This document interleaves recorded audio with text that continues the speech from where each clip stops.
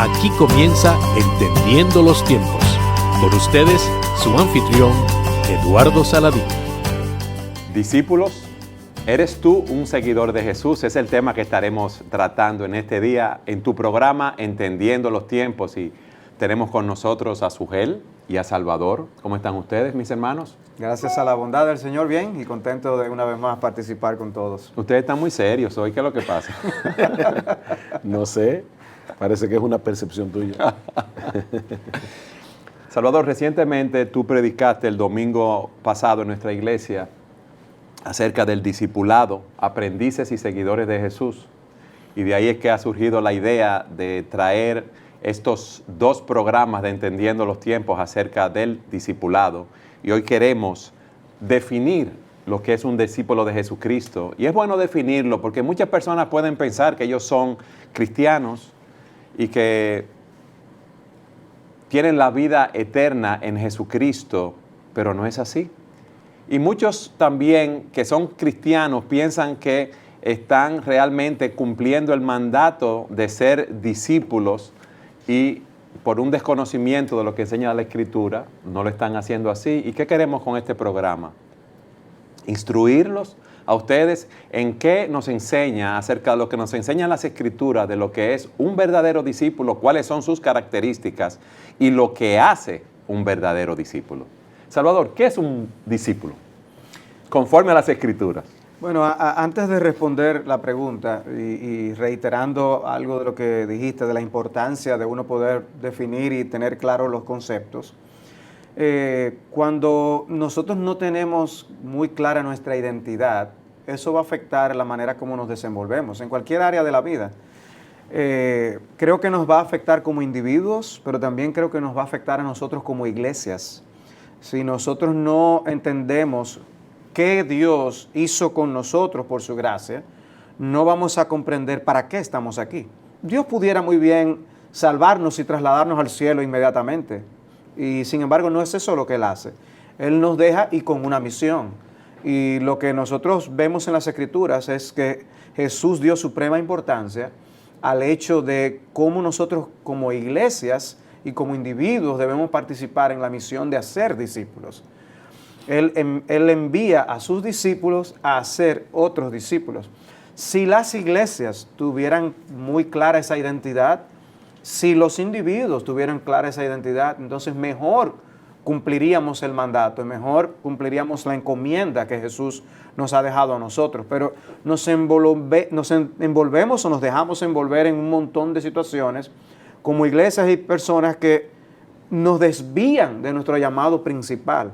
Y no es que no hagamos otras cosas, que también son llamados de Dios en las Escrituras o llamados de la vida, pero dejamos de hacer lo más importante por hacer cosas secundarias. Y es ahí donde es muy apropiado nosotros poder definir lo que somos y definir qué es la iglesia para entonces nosotros cumplir con el llamado. Ahora, Salvador, déjame ir un poco atrás y hacerte una pregunta. Muchas personas pueden creer que tú puedes ser cristiano y no necesariamente ser un discípulo, porque ven la palabra discípulo como un escalafón más alto. Nosotros somos cristianos, meros cristianos, comunes y corrientes, pero ya el discípulo es como un adjetivo al nombre cristiano. Exacto, es que no es lo mismo un individuo que está interesado en la ingeniería, a alguien que se inscribe en la universidad para ser un ingeniero. Entonces alguien puede decir, yo soy cristiano, pero quizá en algún momento me convierta en discípulo. ¿Hay alguna diferencia entre ser cristiano y ser discípulo? La pregunta es vital y crucial. Hoy en día es algo que se acepta de manera vaga, el que se puede ser cristiano sin ser un cristiano comprometido. Y en ese sentido podemos decir, yo no soy tan discípulo.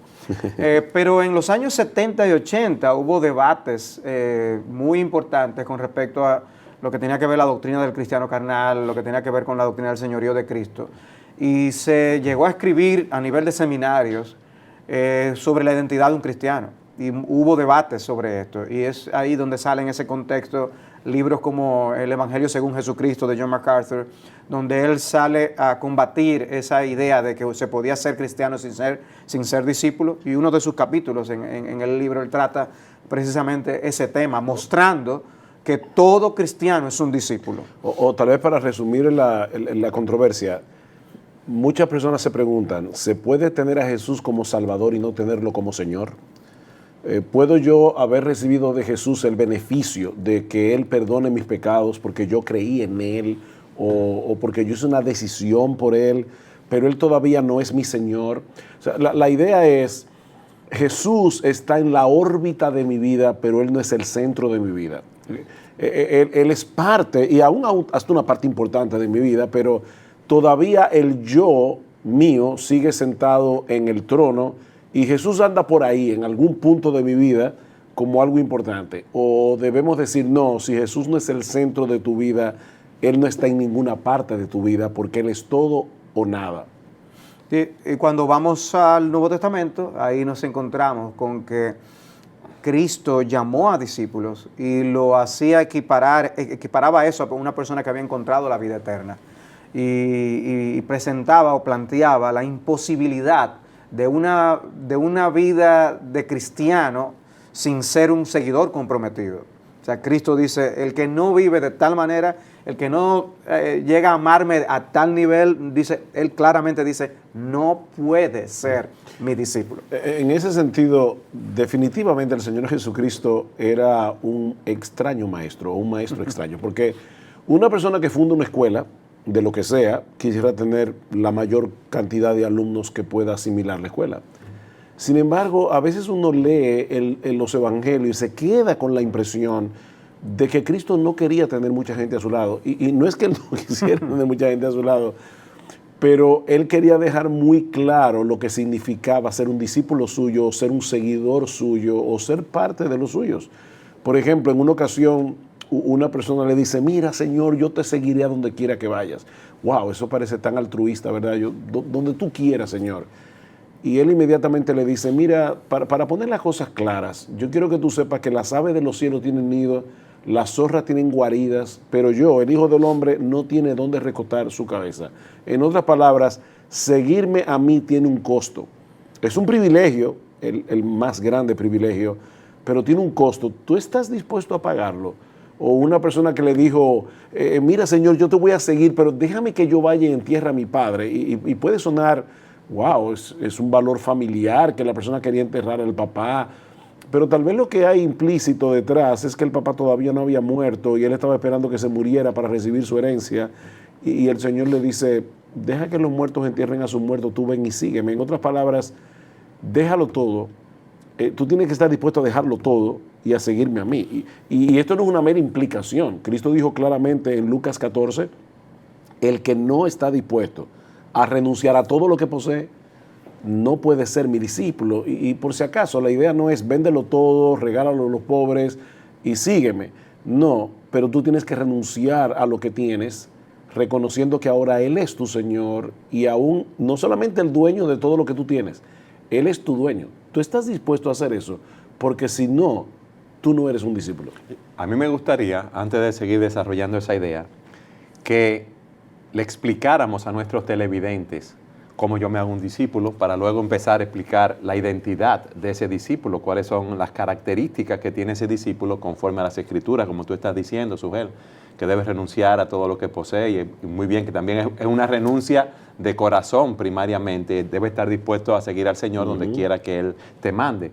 Pero esos televidentes que están frente a sus pantallas en este momento, que no conocen al Señor, se están preguntando, ok, están hablando de discípulos, pero ¿cómo yo me hago un discípulo? ¿Y por qué tengo que hacerme un discípulo, Salvador?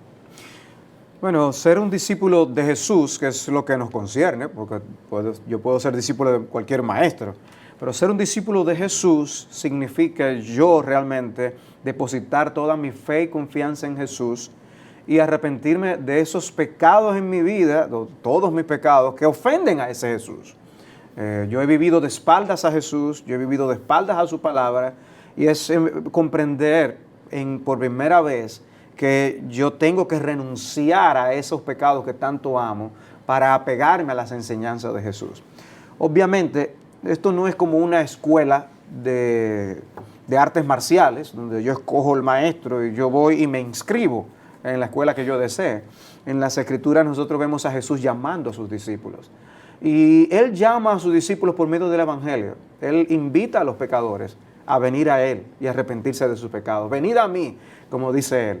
Y en ese sentido, nuestro ir a Él es una respuesta a su llamado.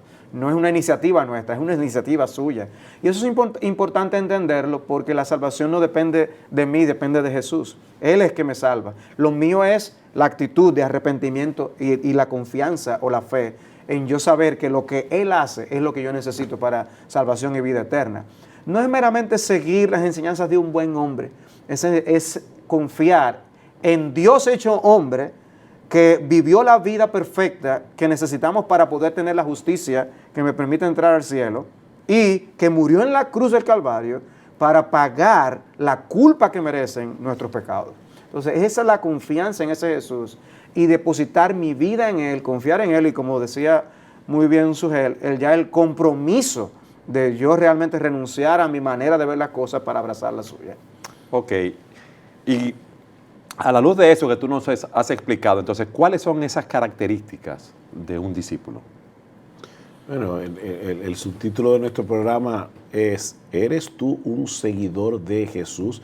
Pero muchas personas pueden decir, sí, yo sigo al Señor, yo lo amo con todo el corazón, yo estoy dispuesto a renunciar a todo, pero no van a una iglesia, no se congregan, no predican el Evangelio, están viviendo un Evangelio dentro de un ostracismo, de un aislamiento. ¿Es esto posible?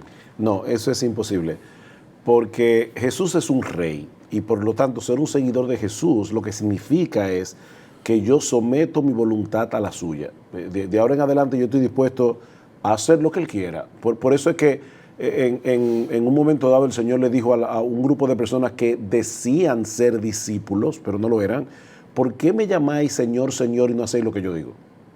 O sea, tú me dices que yo soy tu Señor, pues obedéceme.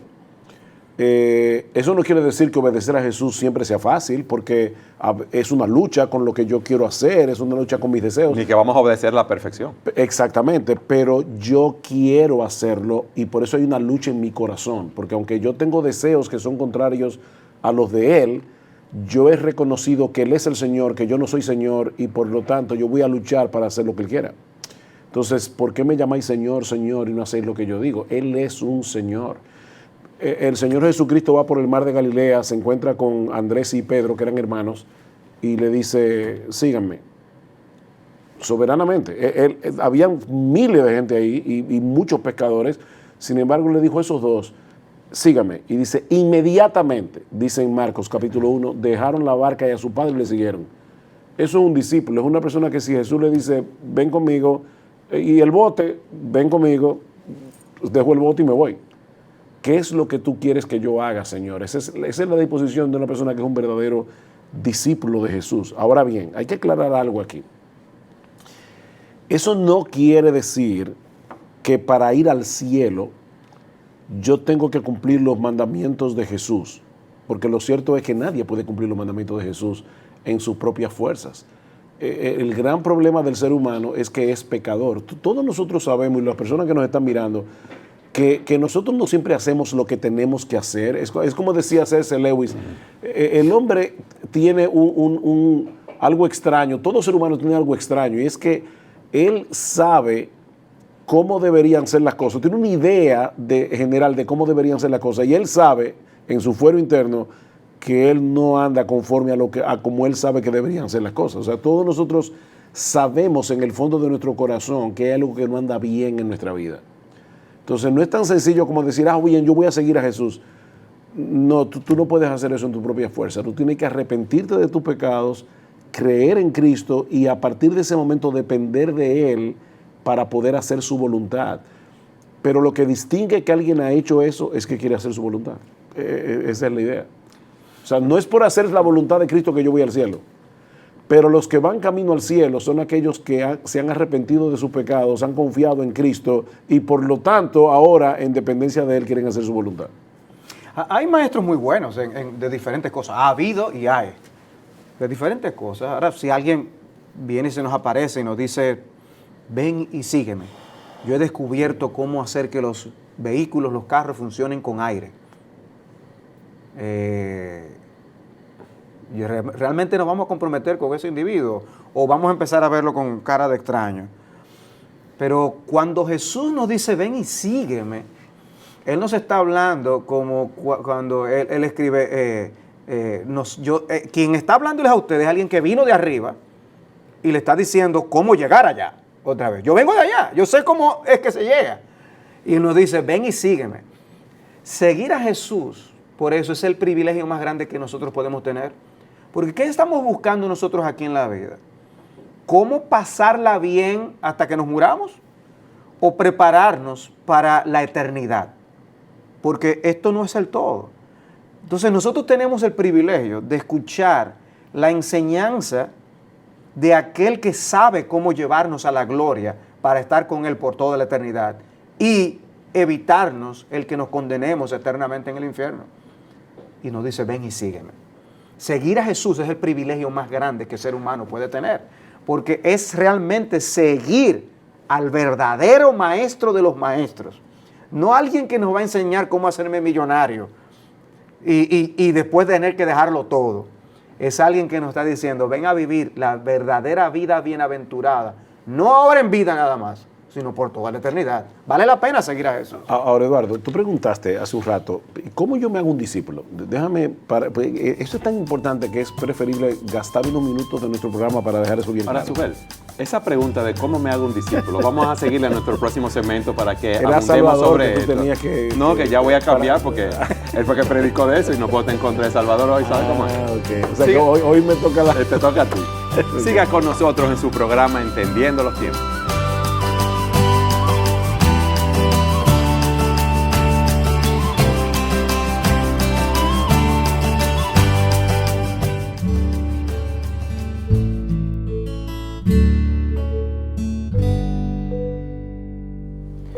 Para la frase del día de hoy queremos compartir una cita del autor Jeff Vanderstelt en la que enfatiza la importancia de tener amigos y relaciones que nos ayuden a ser buenos discípulos. Y él dice, si vamos a ser discípulos de Jesús, necesitamos tener personas en nuestras vidas, relaciones cercanas y personales.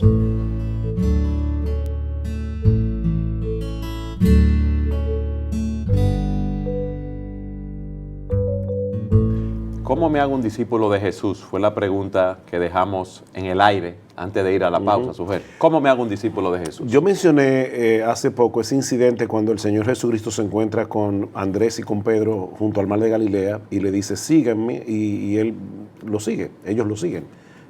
De hecho, el llamado fue más específico, venid en pos de mí, y ellos lo dejaron todo y siguieron a Jesús. Pero inmediatamente antes de esa escena, Marcos relata que Cristo llega a Galilea predicando el evangelio del reino, las buenas noticias del reino. Y dice que él le decía a la multitud, el reino de Dios se ha acercado, arrepentíos y creed en el evangelio. Arrepentíos y creed. Aunque puede parecer extraño para algunos que nos están oyendo en esta mañana, a la hora que se pase este programa, lo primero que tú tienes que hacer para ser un seguidor de Jesús es saber que tú no eres un seguidor de Jesús. O sea, cuando la Biblia dice arrepiéntete, Cristo dice arrepiéntete y cree, ven en pos de mí, obviamente está implicando algo. Yo no estoy viviendo en pos de Él, yo estoy viviendo en pos de mí. O sea, yo estoy viviendo para mi reino, yo soy el rey de mi reino, yo estoy sentado en mi trono, yo hago mi voluntad, yo busco mi gloria, yo quiero hacer mis deseos. Hasta que una persona no es consciente de que está viviendo en un reino equivocado, no puede arrepentirse de eso para venir a formar parte del reino del cual Jesús es rey. ¿Por qué es importante aclarar eso? Porque yo he conversado, yo estoy seguro que ustedes también, con muchísimas personas que dicen, yo nací así, yo toda mi vida he sido cristiano, yo siempre he sido un discípulo de Jesús. Mira, desde que yo tengo uso de razón, yo soy seguidor de Jesús. No, eso es imposible. Porque todos nosotros nacemos en el reino equivocado. Todos nosotros nacemos en el reino que es contrario al reino de Jesús. Por eso es que él dice, arrepiéntanse. O sea, cuando Cristo le dice a Pedro y a Andrés, síganme, lo que está diciendo es, cambien de lealtad, cambien de reino, arrepiéntanse de haber vivido toda su vida haciendo vuestra voluntad, lo que ustedes quieran, siguiendo vuestros deseos, y ahora ustedes van a comenzar a seguirme a mí, arrepiéntanse de eso y vengan a mí. Entonces, lo primero para ser un seguidor de Jesús es entender que tú no lo eres. Todos nosotros que estamos aquí O sea, sentados que en esta por mesa, naturaleza no lo somos. exactamente, nosotros nacemos en el reino equivocado. Entonces, para ser un seguidor de Jesús, lo primero que tienes que darte cuenta es de que tú estás viviendo de espaldas a Dios y arrepentirte, no porque tú cometiste este pecado por aquí, yo he mentido, yo una vez hice tal o cual cosa, no, es arrepentirte de toda una vida viviendo de forma contraria a lo que Dios quiere y abrazando la obra redentora de Cristo que murió en la cruz del Calvario para pagar por nuestro pecado. Porque, ¿qué hace un rey que asedia una ciudad donde todos los que están allá dentro son sus enemigos? Él le ofrece una embajada de paz. Eso es lo primero que hacía Alejandro el Grande. Él llegaba a un sitio, asediaba la ciudad, la sitiaba y le enviaba un mensajero de paz. Si se arrepentían, ellos eran asimilados al reino de Alejandro, pero si no eran arrasados. Entonces, lo primero que hay que hacer es rendirte, es levantar una bandera de paz y decir, me rindo, yo no voy a seguir buscando no solamente mi propia voluntad, sino no voy a querer seguir tratando de salvarme en mis propias fuerzas. Ese es el punto, Suel. No solamente hemos vivido de espalda a Dios, es que no podemos hacer nada para agradar a Dios. No podemos hacer nada, por eso tenemos que apropiarnos de la obra que ya Cristo hizo por nosotros en la cruz del Calvario. Entonces, la puerta de entrada al reino de Cristo es el arrepentimiento y la fe. Yo tengo que confiar en que al morir en una cruz, Cristo me proveyó el perdón de todos mis pecados delante de Dios. Esa es la buena noticia del Evangelio. Suel, muchas personas podrían decir, ay, pero qué fácil, entonces solo la fe y no tengo que hacer más nada. Para entrar al reino, sí, solo la fe, es por medio de la fe y solo por la fe. Es crucial que nosotros mantengamos ese mensaje porque es lo que dice la palabra de Dios. Entonces, un criminal, un adicto, puede decir una persona moral, entonces tiene que hacer lo mismo y yo tengo que hacer lo mismo que ellos cuando ellos han vivido una vida así tan depravada, tan mala, como asesinos, vendedores de droga. Ok, vamos a ver qué dice la Biblia, porque no es lo que opinemos nosotros, es lo que dice la Biblia. El ladrón que estaba crucificado al lado de Cristo, uno de los dos ladrones. Le dicen el buen ladrón. El buen ladrón. No hay ningún ladrón que sea bueno. Si tú eres ladrón, eres ladrón. Pero uno de los dos ladrones, dice la Biblia, que los dos estaban burlándose de Jesús al principio de la crucifixión. Pero uno de los dos, a medida que fueron pasando las horas, fue reflexionando, y no vamos a entrar en la historia ahora, pero el punto es que en un momento dado, este ladrón le dice a Cristo, acuérdate de mí cuando vengas en tu reino. Particularmente yo pienso que ese es uno de los ejemplos de fe más impresionantes que hay en toda la historia bíblica, porque si había un momento en que Jesús parecía cualquier cosa, menos un rey que vino a salvar a nadie, era cuando él estaba muriendo en debilidad en la cruz del Calvario. Pero este ladrón se convenció de que Jesús decía la verdad acerca de sí mismo, de que él era un rey, de que aunque él estaba muriendo, él iba a regresar en gloria algún día, y le dice, acuérdate de mí cuando tú vengas en tu reino. ¡Wow! O sea, yo reconozco que tú eres rey, yo reconozco que tú tienes un reino y que a pesar de que estás muriendo en debilidad, algún día tú vas a establecer ese reino. Cuando eso ocurra, acuérdate de mí, yo estoy confiando plenamente en ti. Y ahí mismo Cristo le dijo, ve y bautízate. No, le dijo, hoy estarás conmigo en el paraíso. Eso fue suficiente. Ese acto de fe fue suficiente para que ese ladrón fuera salvo. Entonces sí, es lo que la Biblia enseña. No es lo que la intuición humana enseña. Porque el problema del hombre es que como nosotros vivimos en un mundo de demanda y oferta, tú me das tanto, yo te doy tanto a cambio. Para el hombre es muy difícil entender el Evangelio, porque como bien alguien ha dicho, el Evangelio es contraintuitivo, o sea, va en contra de mi intuición. La Biblia dice, cree y serás salvo. Eso dice Cristo, no lo digo yo. Cree y serás salvo. Por supuesto, cuando tú entras en el reino y reconoces a Cristo como tu rey, ahora tú vas a comenzar a hacer su voluntad, y eso es lo que va a evidenciar que de verdad tú has creído. Esas personas que han creído, Salvador, que son seguidores de Jesús, yo quiero que tú continúes ampliando de esa identidad que lo definen, esas características que tiene esa identidad como hijo de Dios, como discípulo, como seguidor de Jesucristo.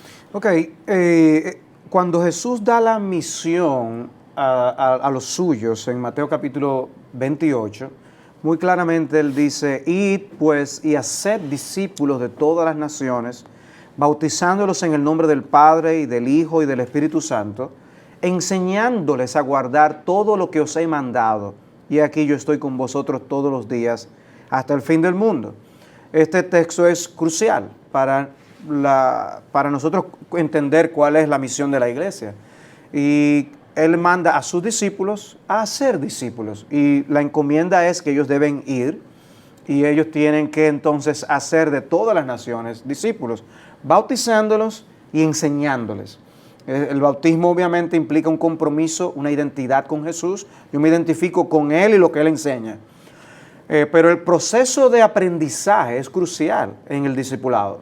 Nosotros no venimos y cuando nos convertimos al Señor y tenemos todo un manual ya insertado de forma digital en nuestro cerebro que nos va a permitir funcionar correctamente. No, ahí se inicia un proceso de aprendizaje.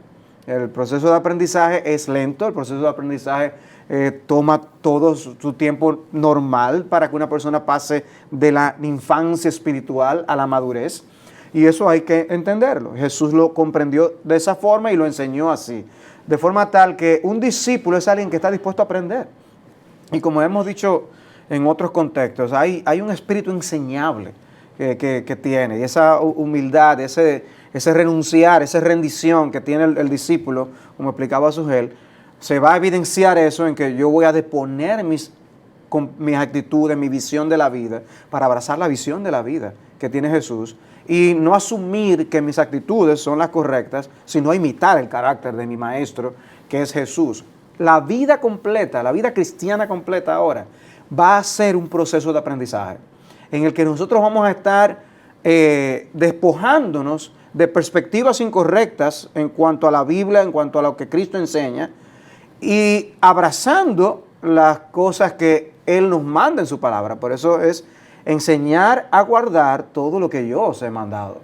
No simplemente conocer intelectualmente, sino yo poder empezar a internalizar, integrar la vida como Jesús la ve y que nos va a afectar en todas las facetas que nosotros podemos imaginarnos, en el trabajo, en los estudios, en la familia, como padre, como hijo, etcétera, etcétera. Dios tiene suficiente información en la palabra de Dios para nosotros ser confrontados con la forma humanista, mundana de ver las cosas y empezar ahora a vivir la vida cristiana como Dios quiere que lo hagamos. Un marido, un esposo cristiano, tiene muchas cosas que transformar en su manera de ver las cosas. Ahora que estamos viendo tanto abuso, ahora que estamos viendo tanta violencia doméstica, la palabra de Dios nos aclara cómo es que un marido debe amar a su mujer y cómo debe tratarla. Entonces, y cómo debe ser un ejemplo aún para el resto de la familia. Entonces, Cristo nos transforma. Nos transforma en la salvación con el arrepentimiento que bien Sugel explicaba, pero nos va a mantener siendo transformados por la santificación, abrazando los principios bíblicos.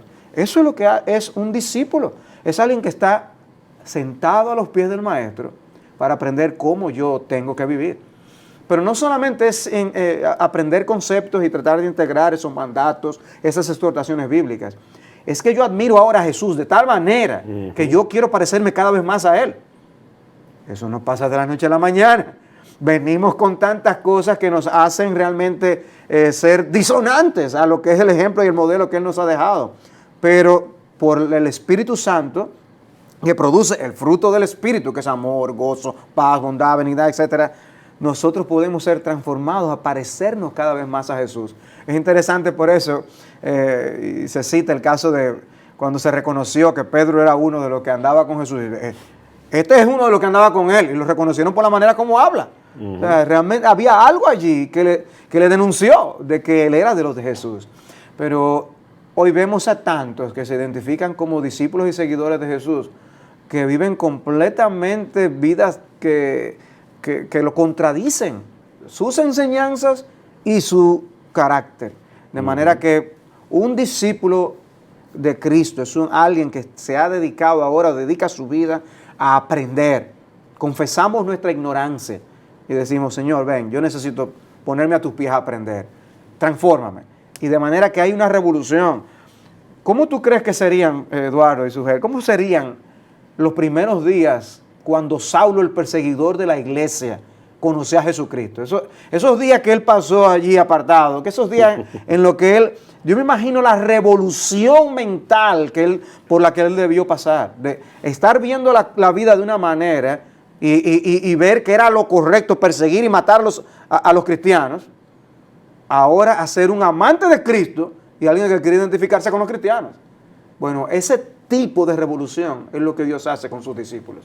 Y así nos pasaremos la vida entera, aprendiendo y dejando las mañas, por así decirlo, las malas costumbres, para abrazar lo que es la enseñanza de Jesús. Yo me alegro, Salvador, que tú aclararas ese último punto, porque uno puede oír la frase conceptos bíblicos y suena como tan abstracto.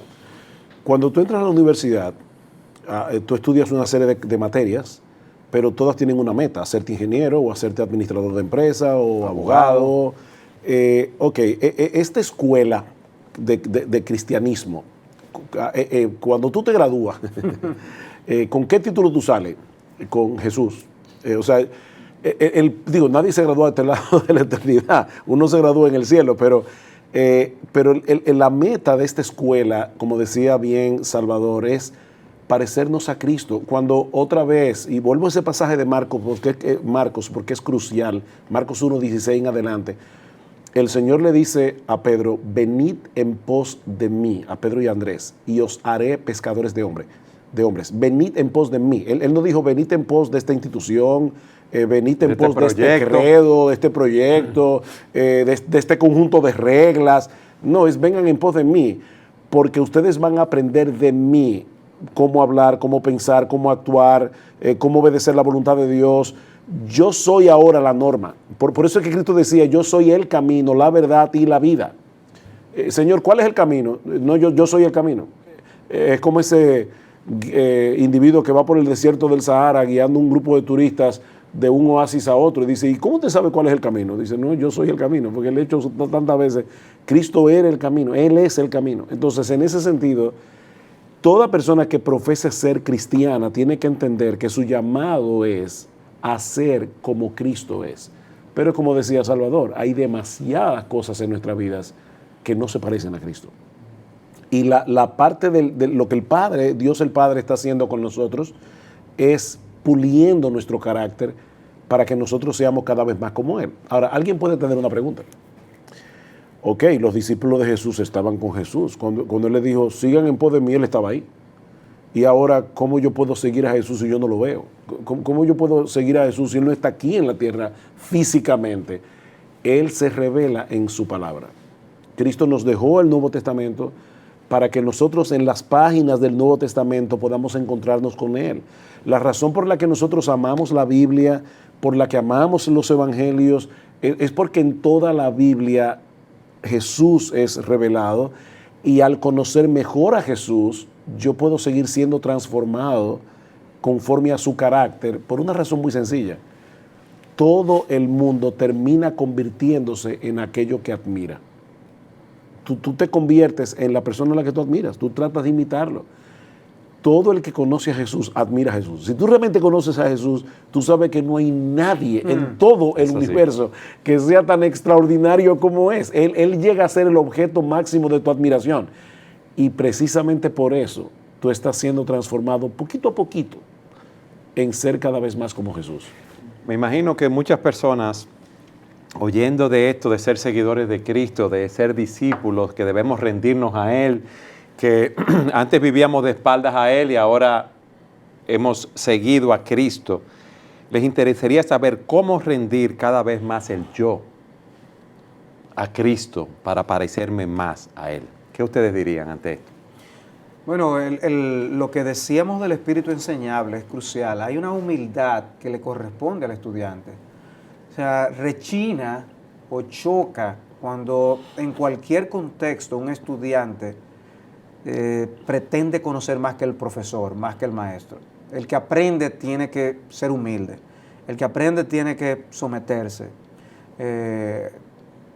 Y es cierto que una persona puede conocer más que otra y eso no quita que no podamos aprender de esa misma persona que puede aparentar conocer menos. Todos tenemos algo que aprender, pero cuando se habla de Jesús, estamos hablando del mejor maestro de los maestros. Nadie puede compararse con Jesús. Nadie sabe como Jesús, ni nadie tiene la mejor intención de hacernos bien que Jesús. O sea que la decisión de seguir a Jesús es la decisión más sabia que cualquiera puede tener en ese aspecto. Si nosotros queremos llegar al cielo, nadie mejor que el camino para nosotros poder entrar, la puerta, como él se describe, para poder entrar a la vida eterna. ¿Voy yo a discutir con el que me creó a mí, con el que me sostiene y con el que tiene la autoridad para juzgarme en la eternidad? ¿O no debo yo mejor abrir mi corazón a eso y rendirme?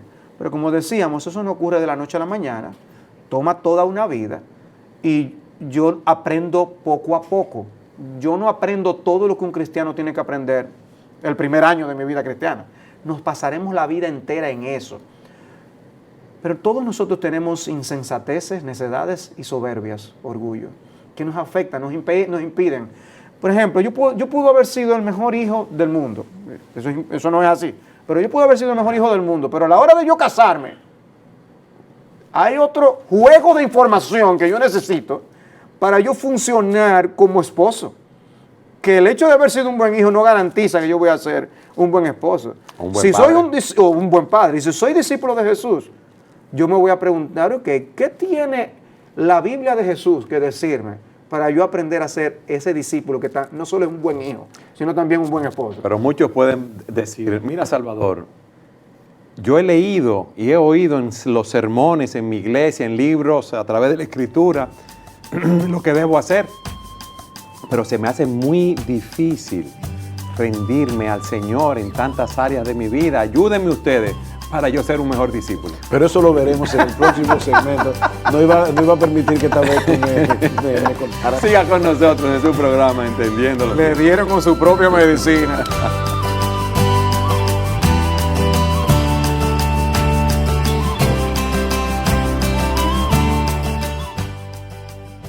¿Cómo yo puedo rendirme el yo, mis deseos, mis aspiraciones para seguir a Jesús? Esa fue la pregunta que dejamos en el segmento anterior. ¿Qué yo debo hacer? Yo estoy de acuerdo con todo lo que he oído, puede decir un televidente. ¿Cómo yo rindo mi vida a Cristo para crecer a su imagen cada día más?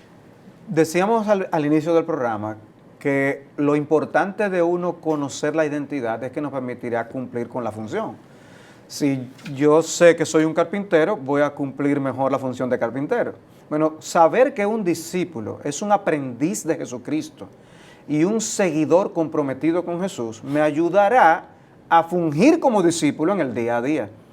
En el inicio, yo me rindo a los pies del Maestro, me siento a sus pies como se sentaba María a los pies de Jesús para aprender su palabra.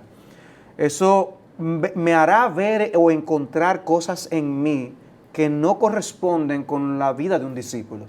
¿Qué yo tengo que hacer entonces? Yo debo tomar el yugo de Cristo, tomar mi cruz y seguir a Jesús en esas áreas en las que yo estoy en disonancia con su evangelio. ¿Qué Por ejemplo, significa eso? dice Cristo en Mateo capítulo 11, venid a mí, todos los que estáis trabajados, cansados y cargados, y yo os haré descansar. Tomad mi yugo sobre vosotros y aprended de mí. Nosotros obviamente, no es difícil el lenguaje, entender el lenguaje del yugo. Tomad mi yugo sobre vosotros, y más una generación que aborrece tanto la esclavitud.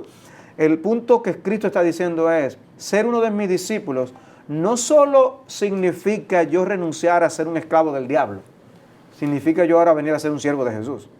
Y como bien leía Sugel en Lucas 6:46, no todo el que me dice Señor, Señor, ¿por qué me llamáis Señor, Señor y no hacéis lo que yo digo? Y como Mateo 7, no todo el que me dice Señor, Señor entrará en el reino de los cielos. No es llamarlo una cosa, es ser un siervo de Jesús. Cuando yo tomo mi yugo, como dice él, yo voy a aprender de él. Y dice, tomad mi yugo y aprended de mí, que soy manso y humilde. Si yo lo que soy es una persona falta de mansedumbre, falta de humildad, aprender de Jesús va a significar de poner mi orgullo, de poner mi falta de mansedumbre para yo hacer las cosas como Jesús dice, en muchas cosas. Ahora él dice, mi yugo es fácil, mi carga es ligera, pero es yugo y es carga.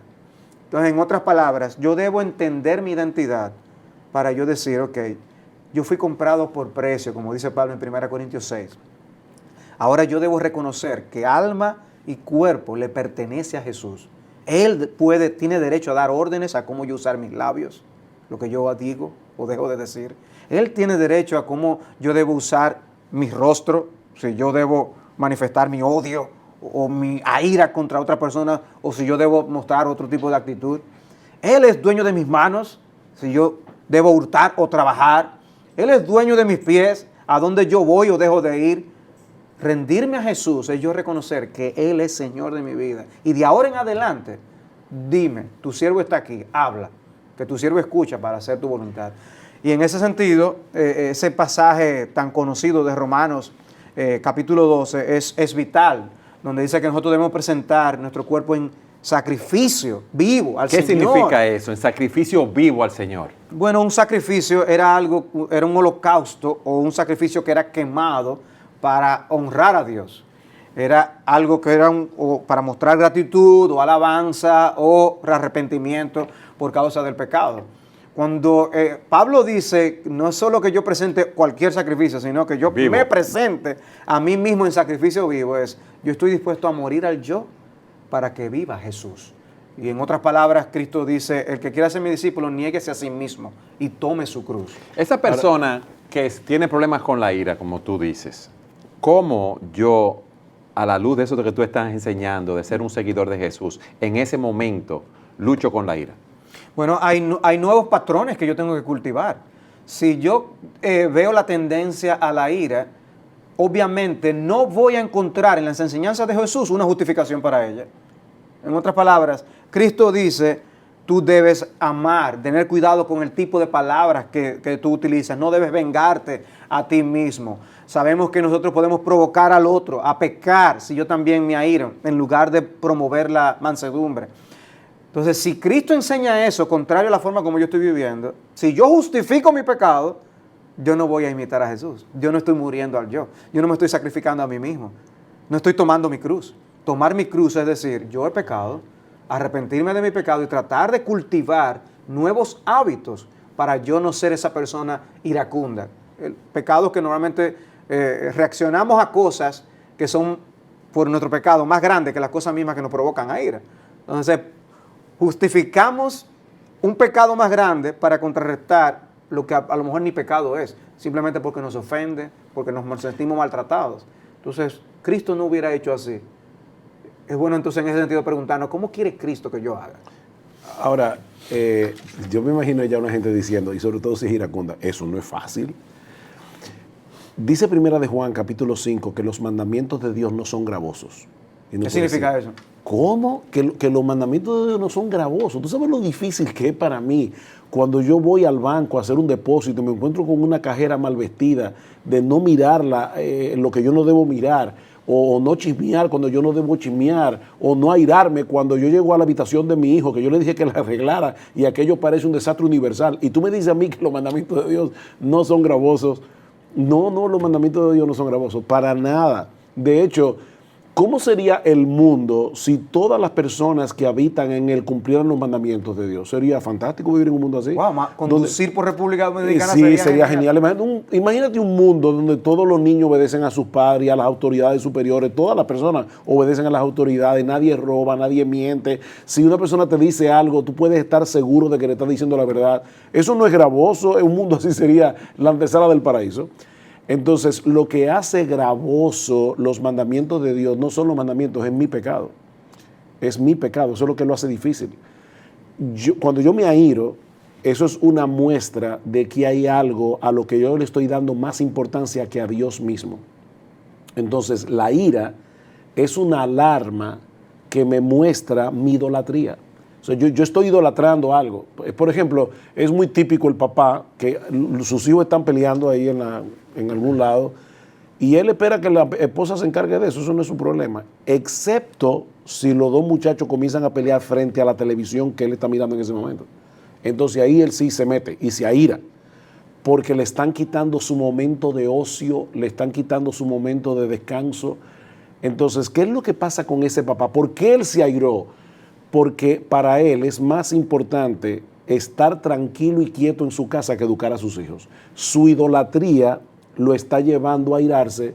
Entonces, ¿qué es lo que hace el mandamiento de Dios gravoso? El mandamiento es correcto y está bien.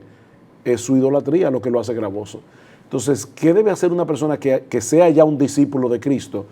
Tiene que identificar en esas áreas donde se me hace difícil seguir a Jesús y ser como Jesús, cuáles son los ídolos que están operando en mi corazón que yo debo echar fuera, que yo debo pisotear para poner a Cristo en el lugar que le corresponde en mi vida. ¿Cómo yo echo fuera esos ídolos, Sugel? Bueno, en primer lugar, identificándolos. En segundo lugar, reconociéndolos como tales y arrepintiéndome de ellos y volver a abrazar la verdad de lo que decíamos hace un momento, que Jesucristo es el ser más extraordinario del universo. O sea, la vida del cristiano comienza con arrepentimiento y fe. La vida del cristiano continúa con arrepentimiento y fe hasta que lleguemos a la morada celestial. Entonces, la única manera de yo poder lidiar con mis ídolos es reconociéndolos como tales, no justificándolos, no justificándolos, porque el papá puede decir, ahí están los dos niños peleando, y la esposa le dice, mi amor, le hablaste con ira. Es que yo me paso el día entero trabajando como un animal y llego a mi casa y quiero tener un momento de tranquilidad, un momento de sosiego, pero es que no me dejan. Él está justificando su idolatría, en vez de decir, sí, mi amor, tú tienes razón, yo debo pedir perdón a mis hijos porque me airé, porque dejé que mi ídolo me controlara, arrepentirme de eso y volver a abrazar la verdad de que Jesucristo es mi Señor y por lo tanto, en su soberanía, yo tengo que asimilar el hecho de que Él no quería que yo tuviera ese momento de sosiego, sino que me dedicara a criar a mis hijos. Que le diera un testimonio Entonces, de la obra de exacto, Cristo en mi vida. Él es mi Señor. Eso quiere decir que yo no voy a usar mi tiempo como yo quiera. Yo quería llegar a casa, ponerme una sandalia, ¿verdad? Ver televisión tranquilo, que mi esposa llegara con un juguito y que mis hijos estuvieran tranquilitos bailando ballet, las niñas, ¿sabes? Como todo flotando plácidamente para que nadie me moleste. Eso es lo que yo quería. Pero llegué a zona de guerra. Si Jesús es mi Señor, yo tengo que decir, bien, Señor, tú me preparaste esta pequeña batalla en este día que yo tengo que lidiar para poder seguir trabajando con el corazón de mis hijos. Eso hace un discípulo. Que no se haga mi voluntad, sino la tuya. Exactamente. En ese texto que tú leías de Romanos, debemos presentarnos como un sacrificio vivo, santo, aceptable a Dios, que es nuestro culto racional. Y dice que debemos no adaptarnos a este mundo, sino transformarnos por medio de la renovación de nuestra mente. Explícanos esto, Salvador. Bueno, nosotros... Perdón, ¿cómo eso aplica a la persona que lucha con la ira o con la pornografía? Nosotros venimos a Cristo ya con patrones que no son conforme a la verdad de Dios. Patrones de pecado. O sea, la forma con que venimos al Evangelio, la forma de ver el mundo con que venimos al Evangelio es distorsionada. Ya, los lentes, las lentes por las que miramos las cosas no eran la palabra de Dios. Cuando venimos a ser discípulos, empezamos a ver las cosas como Dios las ve. Por eso la Biblia habla de nosotros amar lo que Él ama y aborrecer lo que Él aborrece.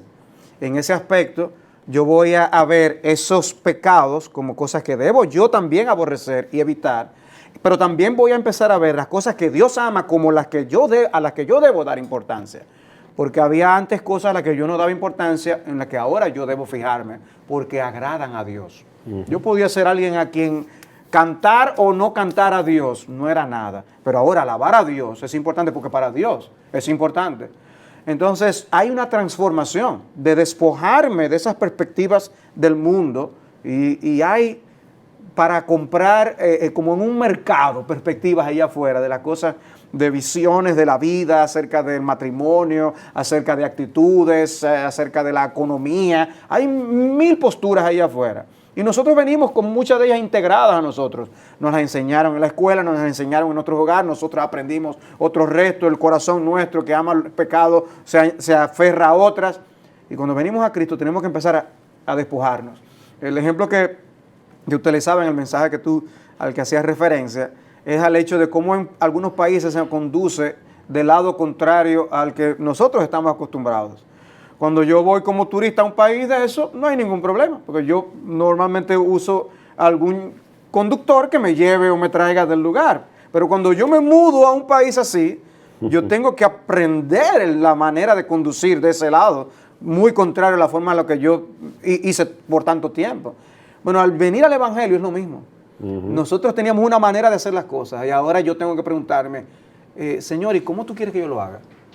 ¿De qué lado manejo? Y es ahí donde nosotros tenemos que ir a las Escrituras y aprender. Ese es el manual del conductor. El manual del conductor. Y esto es crucial, Eduardo. Nosotros decimos ser seguidores de Jesús y no debemos dejar que eso se convierta en un mero término. Yo soy discípulo, yo soy seguidor de Jesús. Es ir tras Jesús. Es yo buscar el tener a tiempo a solas con Jesús para yo aprender de Jesús. El yo venir... así, los discípulos en aquel entonces eran personas que andaban para arriba y para abajo, como decimos, detrás de su maestro, viendo no solo cómo hacían las cosas y lo que decían, sino aprendiendo de su carácter, sus reacciones, tarará. Y nosotros con Jesús debemos hacer lo mismo. Pero hay otro elemento adicional que yo te quiero mencionar, que no quería dejar de mencionar. Y es que, pero hoy no tenemos a Jesús en vida aquí con nosotros. Bueno, Dios nos ha dejado a otros a nuestro alrededor que nos sirven de guía para aprender a hacer muchas cosas. El apóstol Pablo, por ejemplo, en el Nuevo Testamento, él les decía a los hermanos, imítenme a mí como yo imito a Cristo. El modelo es Cristo, el modelo no es Pablo, pero Pablo se convierte en un modelo visible para esos cristianos que estaban en ese momento. En otras palabras, nosotros no estamos llamados a ser discípulos como llaneros solitarios independientes, sino que precisamente Cristo llamó a una comunidad. Es a una comunidad a la que fue llamada a ser otros discípulos. Y en esa comunidad, cuando yo vivo en esa comunidad, yo aprendo que yo no vivo solo. Yo aprendo que hay cosas que yo debo tener en cuenta y que no solo es cosa de mi agrado. Y yo aprendo a ver a otros y aprender de otros. Aprender cómo se hacen negocios de una manera que agrade a Dios. Aprender cómo se conduce un hogar de una manera que agrade a Dios. Cómo se educan los hijos. Cómo se educan los hijos. Entonces, todas esas cosas Dios las utiliza para transformarnos, para dar muerte al yo y poder ser Cristo quien se muestre en nosotros. ¿Qué es lo que dice el apóstol Pablo en Gálatas? ¿Qué es lo que quiere que ocurra con los cristianos? ¿Para qué él ministra y sirve? Dice, yo sufro hasta dolores de parto hasta que Cristo sea formado en vosotros. La meta es que Cristo sea formado en nosotros. Pero muchas veces nosotros tenemos metas más cortas para nosotros. Nos conformamos con hacer un poquito aquí y allá. Pero la meta de Dios es que seamos como Cristo. Es más alta. Por lo tanto, no la rebajemos y busquemos imitar conscientemente a nuestro Maestro. Es bueno haber definido la identidad de un discípulo. Y qué bueno que tú has dicho eso, que ese discípulo vive en comunidad e instruye a otros y aprende de otros también, que no somos los llaneros solitarios, y es lo que vamos a ver en nuestro próximo programa. Sujel, en 30 segundos, ¿qué exhortación tú le darías a aquellos que piensan que son seguidores de Jesús y habiendo oído las enseñanzas de lo que es un verdadero discípulo en este programa, ahora pueden estar... se pueden haber dado cuenta de que realmente no son seguidores de Jesús. O tal vez no saben dónde están parados, en qué pie están parados. Yo les tengo una buena noticia. Si tú eres un creyente que has estado en una decadencia espiritual y necesitas reafinar tu vida cristiana, o si tú eres un inconverso, una persona incrédula, que creías que eras un discípulo de Jesús, pero en este programa te has dado cuenta de que no lo eres, la buena noticia es que la solución es exactamente la misma. Ven a Cristo en arrepentimiento y fe. Amén. Y después averiguamos qué es lo que tú eras. Gracias por haber estado con nosotros en su programa Entendiendo los Tiempos. Entendiendo los Tiempos es una producción de Gracia TV, un ministerio de Iglesia Bíblica del Señor Jesucristo. Si está interesado en la transmisión de este o varios programas, comuníquese con nosotros a nuestro correo entendiendolt@gmail.com.